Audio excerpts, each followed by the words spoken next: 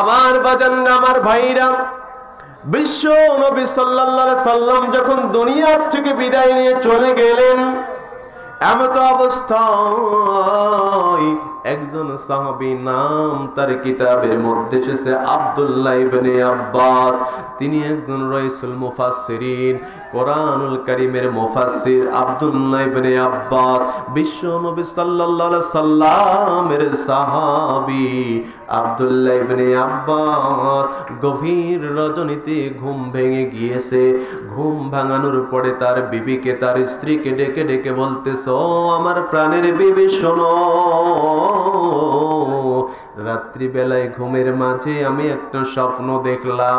আমার বাবা মা তো দুনিয়ার থেকে বিদায় নিয়ে কবরে চলে গেছে, আমার বাবা মা আমাকে নেওয়ার জন্য আসতেছে, আমাকে আমার বাবা মা ডাকতেছে, আমার বাবাকে আমাকে বলতেছে, ও আব্দুল্লাহ ইবনে আব্বাস শোনো শোনো, তাড়াতাড়ি তুমি চলে আসো, তুমি আমার বুকের মাঝে আসো, আমি তোমাকে বুকে নেব, ধরবো, তোমাকে আমার বুকে জড়ায় ধরবো, চলে আসো। আব্দুল্লাহ ইবনে আব্বাস যখন এই কথাটা তার বিবির কাছে গিয়ে বললেন, বিবি ডেকে ডেকে বলতেছেন, প্রাণের স্বামী, এই স্বপ্নটা আপনি দেখেছেন, এই স্বপ্নের ব্যাখ্যা তো এতটুকু, যদি কোনো মৃত মানুষ কাউকে বুকে জড়ায় নিতে চায়, তাহলে তো এই মানুষটা আর বেশি দিন দুনিয়াতে থাকে না। জোরে বলেন আল্লাহু আকবার। আব্দুল্লাহ ইবনে আব্বাস ডেকে ডেকে বলতেছে, প্রাণের বিবি শুনে নাও, আমার তো মন কয় হয়তো দুনিয়াতে আর আমি বেশি দিন বাঁচবো না। জোরে বলেন সুবহানাল্লাহ, আর একবার জোরে বলেন সুবহানাল্লাহ। আব্দুল্লাহ ইবনে আব্বাস ডেকে ডেকে বলতেছে, ও আমার প্রাণের বিবি শুনে নাও, আমি তো হয়তো দুনিয়ার থেকে বিদায় নিয়ে চলে যাব, কিন্তু তুমি আমার প্রাণের বিবি, তোমাকে আমি দুইটা ওসিয়ত করি, তুমি আমার এই দুইটা ওসিয়ত আমার মৃত্যুর পরে পূরণ করবে। জোরে বলেন সুবহানাল্লাহ, আর একবার বলেন না সুবহানাল্লাহ। ও মুসলমান ইমানদার, ও পর্দার অন্তরের মা বোনেরা, আপনাদের জন্য করে আজকের আমার ওয়াজ। আমি মানুষ ছোট হতে পারি, কিন্তু আমার কথা পবিত্র কোরআন হাদিসের কথা, বলেন ঠিক কিনা? ও মা শুনে নাও, শুনে নাও, আপনারা কেন বেপর্দা অবস্থায় বাহিরে ঘুরবেন, আর কেনই বা পর্দা করবেন? কোন কয়টা কাজ আপনি দুনিয়াতে যদি মানেন, বিশ্ব নবী সাল্লাল্লাহু আলাইহি সাল্লাম বলেন, চারটি আমল যদি কোনো মহিলা দুনিয়াতে অর্জন করতে পারে, তাহলে অবশ্যই আমার আল্লাহ রাব্বুল আলামিন জান্নাতের 8টা দরজার মধ্যে যে কোনো দরজা দিয়া ইচ্ছা মতো ওই মহিলাটা জান্নাতে প্রবেশ করতে পারবে। জোরে জোরে বলেন সুবহানাল্লাহ। আজকে আমি ওয়াজটা আপনাদের মাঝে করব, শুনবেন। জোরে বলেন শুনবেন। ও মুসলমান ইমানদার, শুনে নেন, আব্দুল্লাহ ইবনে আব্বাস তার বিবিকে ওসিয়ত করতেছেন, বিবি শোনো, তোমাকে দুইটা ওসিয়ত করে যাই, আমার মৃত্যুর পরে আমার এই দুইটা ওসিয়ত তুমি পূরণ করবা। জোরে বলেন সুবহানাল্লাহ। ও বিবি, 1 নাম্বার ওসিয়ত আমার, সেইটা হলো তোমার পেটের ভেতরে, তোমার গর্ভে যে আমার সন্তান, এই সন্তানটা ছেলে না মেয়ে আমরা তো বলতে পারি না, কথা কোন ঠিক কিনা? আব্দুল্লাহ ইবনে আব্বাস ডেকে ডেকে বলতেছে, ও প্রাণের বিবি, তোমার পেটের ভিতরে, তোমার গর্ভের ভিতরে যে সন্তান, এই সন্তানটা ছেলে না মেয়ে আমরা তো জানি না। আমি যখন দুনিয়ার থেকে বিদায় নিয়ে চলে যাব, বিবি যখন আমি দুনিয়া থেকে বিদায় নিয়ে চলে যাব, তোমার গর্ভের মধ্যে যে সন্তানটা আছে, দুনিয়াতে যখন সন্তানটা ভূমিষ্ঠ হয়ে আসবে, আর এই সন্তানটা যখন বড় হয়ে যাবে, সন্তানটা যখন কিছু বুঝতে শিখবে, তুমি আমার এই সন্তানটাকে কোরআনুল কারীমের খাদেম বানায়ো। জোরে জোরে বলেন আল্লাহু আকবার। আর একবার বলেন আল্লাহু আকবার। আব্দুল্লাহ ইবনে আব্বাস ডেকে ডেকে বলতেছে, প্রাণের বিবি, আমার এক নাম্বার ওসিয়ত, তোমার গর্ভের সন্তানটা যখন দুনিয়াতে আসবে, দুনিয়াতে আসার পরে সন্তানটা যখন আস্তে আস্তে করে বড় হবে, ওই সন্তানটাকে পবিত্র কোরআনুল কারীমের খাদেম বানাইয়া দিও। জোরে বলেন সুবহানাল্লাহ। আর দ্বিতীয় নাম্বারের ওসিয়ত হলো, রে বিবি শোনো, যখন আমি দুনিয়া থেকে বিদায় নিয়ে চলে যাব, দুনিয়া থেকে যেদিন আমি বিদায় নিয়ে চলে যাব, যত সাহাবী আছে সমস্ত সাহাবীদেরকে তুমি ডাকবে। জোরে বলেন সুবহানাল্লাহ। সমস্ত সাহাবায়ে কেরামদেরকে তুমি ডাকবে, আর সমস্ত সাহাবায়ে কেরামদের মধ্যে থেকে সবচাইতে যে সাহাবীটা মুরব্বি, ওই সাহাবীর মাধ্যমে তুমি আমার জানাজার ইমামতি করাইবা। জোরে বলেন সুবহানাল্লাহ। যেই সাহাবীটা হবে মুরব্বি, ওই সাহাবীকে দিয়ে আবার জানাজার ইমামতি করাইবা। বিবি, এই দুইটা ওসিয়ত তোমাকে দিয়া দিলাম, আমার মৃত্যুর পরে আমার এই দুইটা ওসিয়ত তুমি পূরণ করিও। জোরে বলেন সুবহানাল্লাহ। আমার বাজান, আমার ভাইরা, এই বলে কিছুক্ষণ পরে আব্দুল্লাহ ইবনে আব্বাসের কানে ভেসে আসতেছে মসজিদের মিনার থেকে ফজরের আজানের ধ্বনি। জোরে বলেন আল্লাহু আকবার। আব্দুল্লাহ ইবনে আব্বাস বিবিকে ডেকে ডেকে বলতেছে, ও প্রাণের বিবি, চলো চলো আমরা নামাজ আদায় করি। ফজরের আজান হয়ে গেছে, ওযু বানায় আমি মসজিদের দিকে গেলাম, আর তুমি আমার বিবি ওযু বানাইয়া তুমিও নামাজ আদায় করে নাও। জোরে বলেন সুবহানাল্লাহ। ও মুসলমান ইমানদার, আব্দুল্লাহ ইবনে আব্বাস ওযু বানাইয়া ফজরের নামাজের জন্য মসজিদের দিকে চলে গেলেন। জোরে বলেন সুবহানাল্লাহ। আব্দুল্লাহ ইবনে আব্বাস মৃত্যুর খবরটা স্বপ্নের মাধ্যমে জানাইলেন।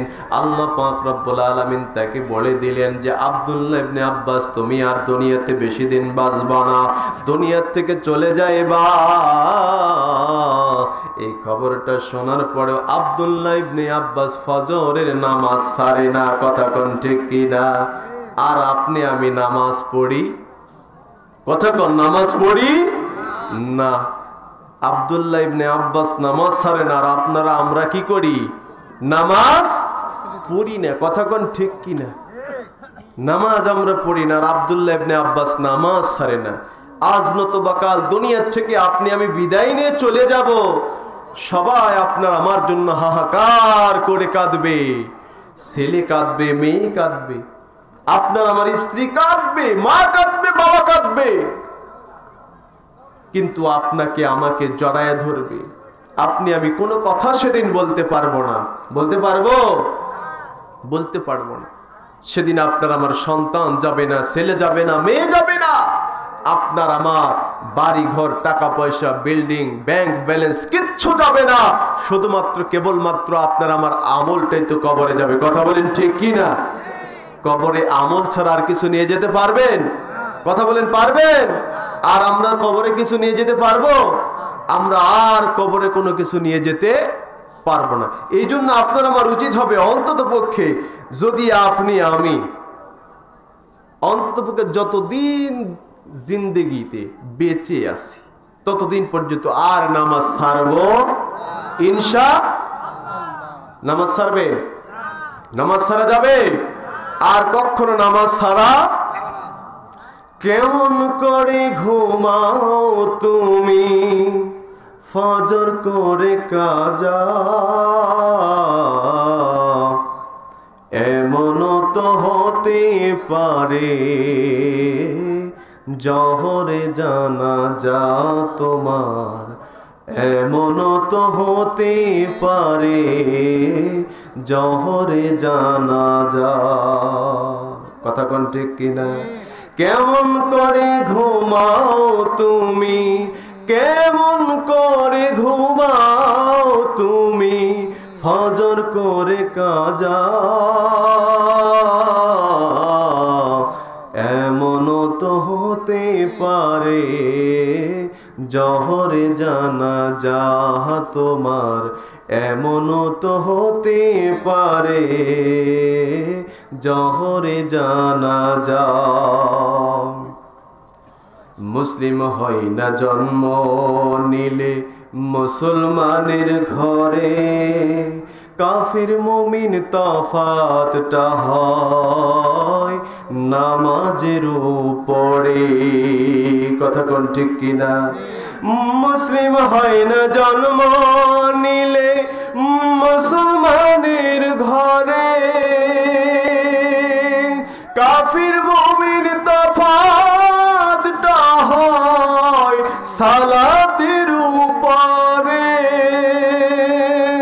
এই জীবনে সালাত যেন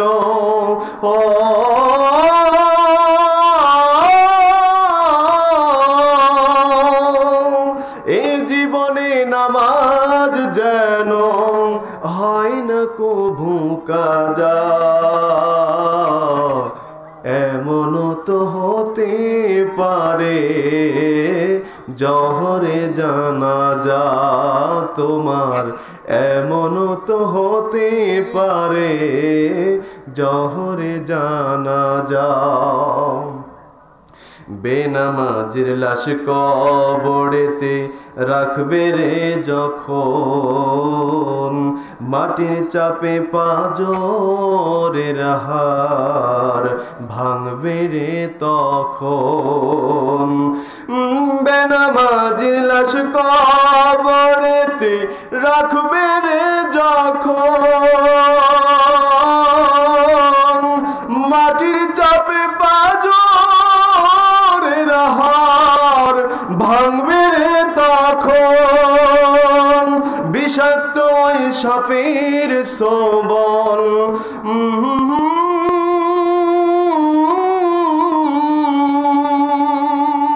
বিষাক্ত ওই সাপের সবল, বেনামাজির সাজা,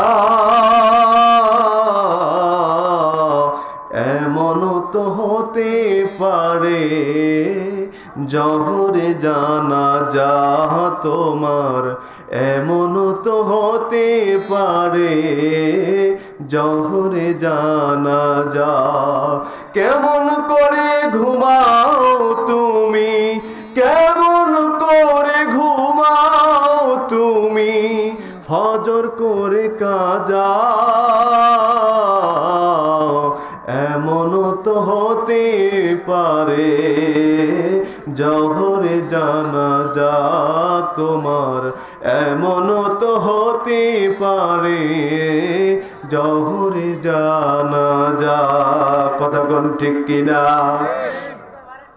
মুসলমান ভাইরা, আল্লাহর নবীর সাহাবী আব্দুল্লাহ ইবনে আব্বাস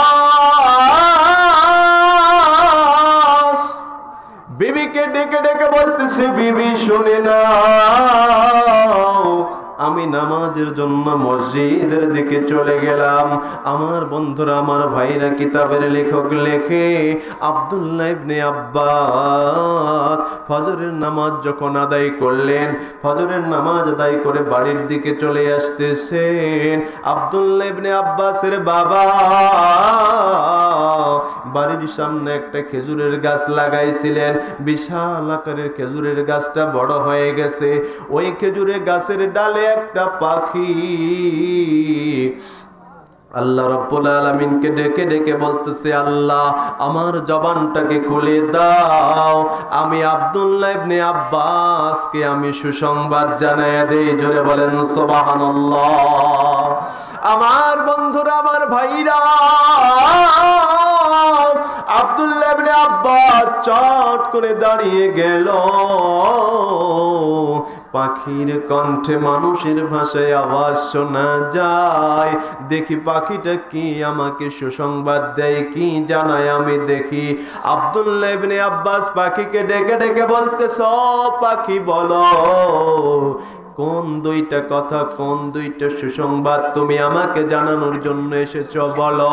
পাখি এবার ডেকে ডেকে বলতেছে, ও আব্দুল্লাহ ইবনে আব্বাস, এক নাম্বার সংবাদ হলো তুমি আব্দুল্লাহ ইবনে আব্বাস আর বেশি দিন দুনিয়ায় থাকবা না। এবার আব্দুল্লাহ ইবনে আব্বাস ডেকে ডেকে বলতেছে, ও পাখি, আমি তো এটা জানি হয়তো আর বেশি দিন দুনিয়াতে আমি বাঁচবো না, আমি তো দুনিয়ার থেকে বিদায় নিয়ে চলে যাব, এই কথাটা তো আমি জানি। আর দ্বিতীয় কোন কথাটা তুমি আমাকে জলদি করে বলো। এবার পাখি ডেকে ডেকে বলতেছিল, আব্দুল্লাহ ইবনে আব্বাস শোনো, দুই নাম্বার কথাটা হচ্ছে আসল কথা, দুই নাম্বার কথাটা হচ্ছে অরিজিনাল কথা। এই কথাটা হচ্ছে তুমি যখন দুনিয়ার থেকে বিদায় নিয়ে চলে যাইবা, তুমি যখন মরে যাইবা, তোমার যখন লাশ জানাজার জন্য সমস্ত সাহাবায়ে কেরামরা দাঁড়ায়া যাইবে, ঠিক ওই সময় আমি একটা কাণ্ড ঘটাবো। এই কথাটা আমি তোমাকে আগে জানার জন্য চলে আসলাম। জোরে বলেন সুবহানাল্লাহ। বাজানরা, আমার ভাইরা, আব্দুল্লাহ ইবনে আব্বাস বাড়িতে চলে আসলো।